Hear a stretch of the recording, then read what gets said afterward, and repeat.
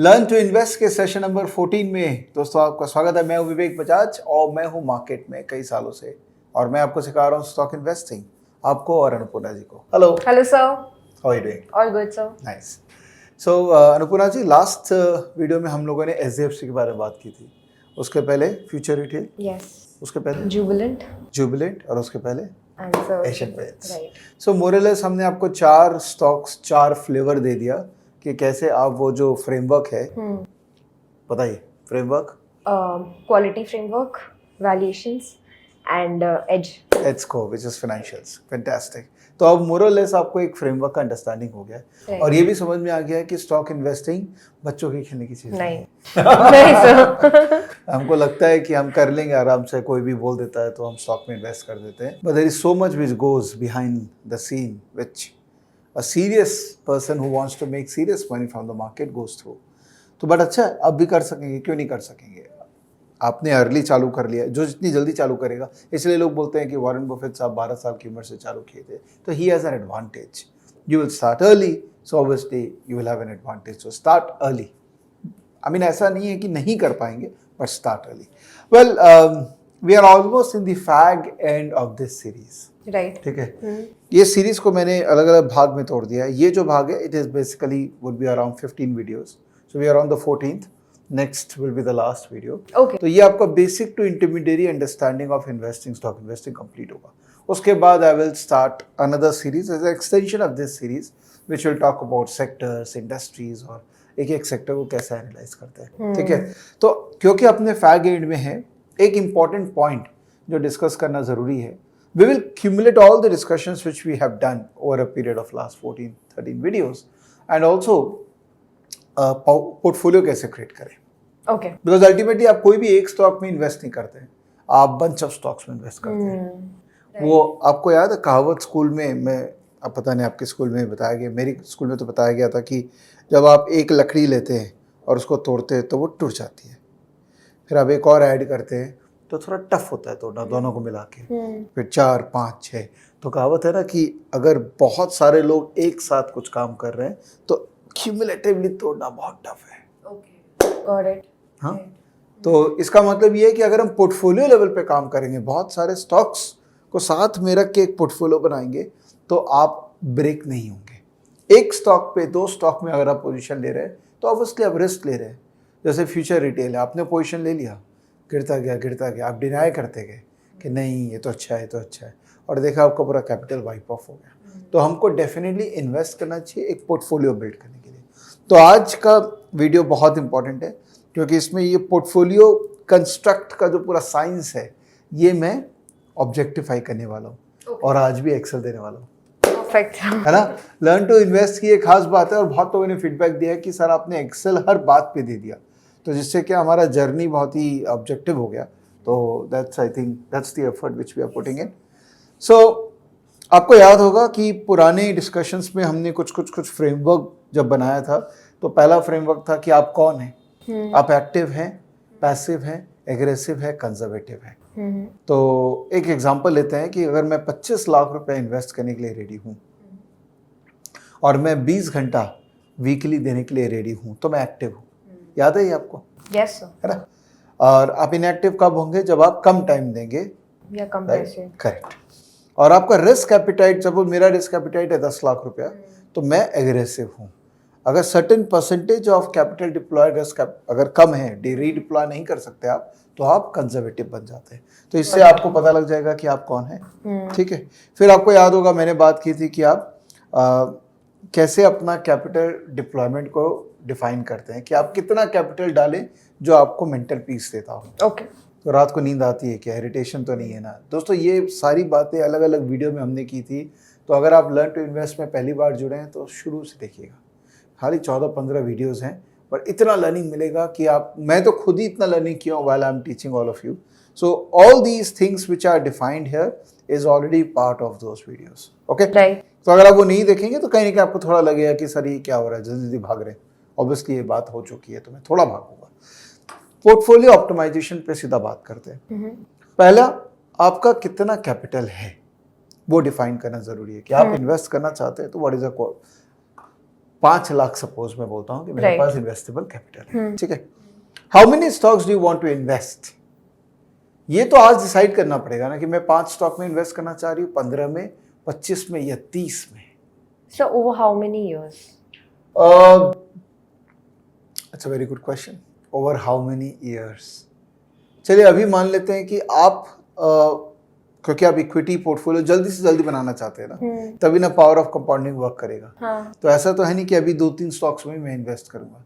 तो short term में may be आप 1 महीने, 2 महीने, 3 महीने के अंदर में सोच समझ के अपना पोर्टफोलियो बिल्ड कर लेंगे। क्या इतना स्टॉक में कंफर्टेबल हूँ होल्ड करने में, ठीक है. ठीक है। आप इन्वेस्ट करें, ट्रेड नहीं कर रहे। Right. तो इन्वेस्ट जो करता है वो हमेशा मार्केट में रहता है, ट्रेड जो करता है वो निकलता रहता है, घुसता आता रहता है ना। इन्वेस्टमेंट वाला के पास ऑप्शन नहीं है, मार्केट गिरेगा भी तो उसको इन्वेस्टमेंट करना ही पड़ेगा, Right. ठीक है। तो आप कितना स्टॉक में इन्वेस्ट करना चाहते हैं? So मैं 15. 15? तो आप 15 कहाँ से निकाले ये? What is your logic of 15? Inspiration was your 10 Kadam. Video. वो तो 10 कदम वो बेसिकली 10 कि आप 10 महीने तक एक एक स्टॉक को पकड़िए, तो 10 स्टॉक पे फोकस कीजिए, लेकिन after a point of time you want to increase that. आप 10 पे रिस्ट्रिक्ट नहीं रहोगे। Right. तो सपोज मैं यहाँ करता हूँ 30 सपोज, तो यहाँ पर एक एरर आ जाएगा। Okay. Error is there is no diversification benefit beyond 25 stocks. Kindly reduce your number. ये एक empirical study है कि 25 स्टॉक के, ये स्टडी एक्चुअली मुझे गौतम वैद ने बताया था जब मैंने उनके साथ फेस टू फेस किया था, कि एक स्टडी हुई थी कि 25 स्टॉक के बियॉन्ड, 25 से 30 स्टॉक के बियॉन्ड में अगर आप इन्वेस्ट करते हैं तो डाइवर्सिफिकेशन का बेनिफिट नहीं मिलता है। Oh. तो आपके लिए maximum stock in your portfolio should be 25। ये लक्ष्मण रेखा है, अच्छा. ठीक है। ठीक है. तो इसलिए ये आपको अलाउ भी नहीं करेगा उससे ज्यादा करने का। Okay. तो आपने 15 किया, बहुत अच्छी बात है। बट 15 में प्रॉब्लम क्या है ना कि आपका कैपिटल एलोकेशन पर stock will be very high. तो आप थोड़ा कॉन्सेंट्रेटेड पोर्टफोलियो बनाएंगे, जिसका अपना एडवांटेज भी है, डिसएडवांटेज भी है। Right. जैसे मैंने 15 किया तो यहाँ पर कॉन्सेंट्रेटेड पोर्टफोलियो आ गया। अब यही मैं अगर 20 कर देता हूँ तो यहाँ पर डाइवर्सिफाइड पोर्टफोलियो। Okay. तो जितना कम स्टॉक्स होगा उतना आप कॉन्सेंट्रेटेड है। हाँ. Right. सबके एडवांटेजेस और डिसएडवांटेजेस है, कोई भी ये नहीं बोल सकता कि कंसंट्रेशन गलत है या डाइवर्सिफिकेशन ही सही है। बच्चा अगर मेरा कैपिटल छोटा होगा तब तो लिमिटेशन भी आ जाएंगे स्टॉक्स के। तो आपका अगर कैपिटल छोटा होगा तो ऑब्वियसली आपको कंसंट्रेटेड रखना पड़ेगा, तो आपको वो रिस्क कैरी करना पड़ेगा। Very good point. यही मैं हाईलाइट करना चाह रहा था कि इतने सो कैपिटल के अंदर में आप क्या ही कर लेंगे। तो 2 लाख 3 लाख रुपए में 10-15 स्टॉक में काम करना होगा और वो कॉन्सेंट्रेटेड पोर्टफोलियो होगा, तो आपका strategy towards concentrated portfolio will be different. Okay. यही वो एक्सेल डिफाइन करके देगा। उसको बहुत इंटरेस्टिंग एक्सेल है, आप प्लीज़ इसको देखिएगा डाउनलोड करके। बहुत मेहनत लगती है ये सब काम करने के लिए, आप डाउनलोड भी नहीं कर रहे हैं शायद, और फिर आप रेफर भी नहीं कर रहे हैं लोगों को, तो गलत बात है। तो आपका ये इनपुट टाइप इन्वेस्टर में आप जैसे एक्टिव एग्रेसिव इन्वेस्टर है, ये कहाँ से है? ये मैंने यहाँ करके मैंने निकाल लिया था। राइट. तो मैंने वो आपके लिए बोल दिया कि आप एक एक्टिव एग्रेसिव है या एक्टिव डिफेंसिव है, पैसिव एग्रेसिव है। मान लेते हैं कि आप एक एक्टिव एग्रेसिव इन्वेस्टर है और आपका expected return on capital is 14%। Okay. ये कैसे आया? ये हमने याद है डिफाइन किया था 3 C's, consistency, compounding and clarity. तो उसके अंदर में आपने बोला था कि सर मैं 18% एनुअलाइज रिटर्न जनरेट करना चाहती हूँ, है ना? तो यहाँ पर 18 कर लेते हैं। राइट. आप ध्यान दीजिएगा बिकॉज ये एक्सेल पे आपको होमवर्क करना बाद में। ठीक है सर. क्योंकि नेक्स्ट क्लास के अंदर में इसका होमवर्क आप प्रेजेंट करेंगे। आप अपना स्टॉक पोर्टफोलियो को हमारे सामने प्रेजेंट करेंगे। ओके. ठीक है, तो 18% रिटर्न और आप एक्टिव एग्रेसिव है। अब डिपेंडिंग अपॉन आप कौन है, आप एक्टिव एग्रेसिव है, आप पोर्टफोलियो सिलेक्शन करेंगे। याद है ये? यस. यस. कि जो एक्टिव एग्रेसिव होगा उसको ये पोर्टफोलियो देखना चाहिए, करेक्ट? सो ये आपका ऑटोमेटिकली यहाँ पर आ गया क्या? वैल्यू, ग्रोथ, सिक्लिकल और मोमेंटम।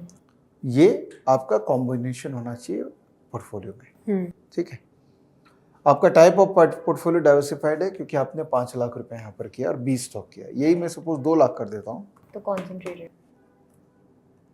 तो ऑब्वियसली आप 20 स्टॉक में नहीं डालेंगे क्योंकि आपके पास पैसे नहीं रहेंगे। तो थोड़ा इसको आपको मॉडिफाई करना पड़ेगा कि आप शायद फिर 10 ही स्टॉक में काम करना चाहेंगे, तो कॉन्सेंट्रेटेड पोर्टफोलियो है, ठीक है। राइट, सारी चीज़ें हम एक्सेल में ऑटोमेट नहीं कर सकते, थोड़ा तो आपको भी मेहनत करना पड़ेगा, ठीक है। नहीं तो फिर हमको इसको बोलना पड़ता है कि देख जब भी ये इतना हो जाएगा तब तो चेंज हो जाइए। ये मैनुअल आपको डालना पड़ेगा। लॉजिकल है क्योंकि यहाँ का जो एलोकेशन हमने आपके लिए डिफाइन किया है वो एलोकेशन से आपको पता लग जाएगा कि इतना सा रुपया किसी स्टॉक में नहीं डाला जा सकता। तो अभी आप एक्टिव एग्रेसिव इन्वेस्टर है, इसलिए आपका यहाँ पर डिविडेंड में 0 दिखा रहा है। ओके, ठीक है, क्योंकि एक्टिव इन्वेस्टर को डिविडेंड क्यों चाहिए? वो ज़्यादा मोमेंटम में रखेगा। ओके, ठीक है, यही मैं अगर पैसिव डिफेंसिव बन जाऊं तो मैं मोमेंटम में नहीं रहना चाहूँगा, मैं डिविडेंड पेइंग स्टॉक में ज़्यादा रहूँगा और वैल्यू में ज़्यादा रहूँगा। और यही मैं पैसिव एग्रेसिव चला जाऊं तो मैं डिविडेंड में कम कर दूंगा, वैल्यू में 40 होगा, ग्रोथ में 40 होगा। Got it. ये बहुत मेहनत करके बनाया हुआ है। तो डिपेंडिंग अपॉन योर कैरेक्टर, हाँ, आपका कैरेक्टर क्या था वैसे? तो पैसिव अग्रेसिव। पैसिव एग्रेसिव, तो आप ये थे। तो इसका मतलब आपका पोर्टफोलियो एलोकेशन ऐसे होना चाहिए, 20% डिविडेंड पेइंग स्टॉक्स, वैल्यू में 40% और ग्रोथ में 40%। अब वैल्यू ग्रोथ का स्टॉक्स कहाँ से निकलेगा? सेक्टर से। तो वैल्यू सेक्टर्स कौन कौन से हैं जिसमें टिक है? वो वैल्यू सेक्टर्स हैं। तो इनमें से आपको स्टॉक्स निकालना पड़ेगा। ओके, ग्रोथ हो गए, टिक, तो ऐसा सेक्टर पकड़िए जिस दोनों में हो। तो एग्रीकल्चर, अल्कोहल, ऑटोमोबाइल, केमिकल, जरूरी नहीं कि सारे में से ही आपको निकालने हैं। जो सेक्टर आपको समझ में आता हो वो सेक्टर में से आप कितने स्टॉक्स निकालेंगे? 10, क्योंकि आपने बोला मैं 2 ही लाख रुपए सर, 10 स्टॉक ज़्यादा नहीं करना चाहती हूँ। ओके, अगर हम 2 लाख पे 25 स्टॉक कर देंगे तो मेरा एलोकेशन पर स्टॉक जो है वो बहुत कम हो जाएगा। कितना? 8,000 रुपया, 8,000 रुपया, which is nothing. 8,000 रुपया, which is very very small amount. तो अगर आपके पास 5 लाख है capital and you are looking to invest in 15 stocks and you are a passive aggressive person, then this is the allocation which you should target. Okay, अब ये आपको automatically बोल रहा है कि तुमको 3 स्टॉक डिविडेंड पेइंग ढूंढने, 6 वैल्यू, 6 ग्रोथ। तो आप फाइनली क्या डिसाइड करेंगे कि ठीक है मैं ये 3 कर लेती हूँ, सॉरी अमाउंट टर्म्स में आप डिफाइन कर सकते हैं कि ठीक है मैं ये 3, 5, 6, तो I am okay to allocate so you can differ with me, you can say that नहीं सर मैं इसमें एक 25 करूँगी, इसमें मैं टोटल में से एक 75 करूँगी और इसमें मैं 2 लाख करने में कंफर्टेबल हूँ। तो आपको बस पता है कि पर स्टॉक आपको इतना रुपये डालना है। ओके, अमाउंट आ गया कि आपको अब कितना इन्वेस्ट करना है। अब आपका जो पहला क्वेश्चन था वीडियो के स्टार्टिंग में कि सर ये कब करूँगी इन्वेस्ट, तो पॉइंट ये कि अब आपको पता लग गया है कि मैं इतना इन्वेस्ट कर सकती हूँ। तो जरूरी है कि कल ही करना है। टाइम ले लीजिए, 1 महीना, 2 महीना, 3 महीना, बाकी टाइम कैश में रहिए। कि 15 स्टॉक में आपको इन्वेस्ट करना था, आपने 6 में अभी इन्वेस्ट किया है, पर इतना का करके इन्वेस्ट कर दिया है, बाकी पैसे जो आपके पास पड़े हैं वो कैश में पड़े हैं। तो जब मौका मिलेगा, जब मार्केट गिरेगा, कितना 4 बार मौका मिलता है, जब मार्केट गिरेगा तब अपॉर्चुनिटी मिलेगी, तब हम कर लेंगे इन्वेस्ट। एक बार क्विकली रिकैप कर लेते हैं, ठीक है।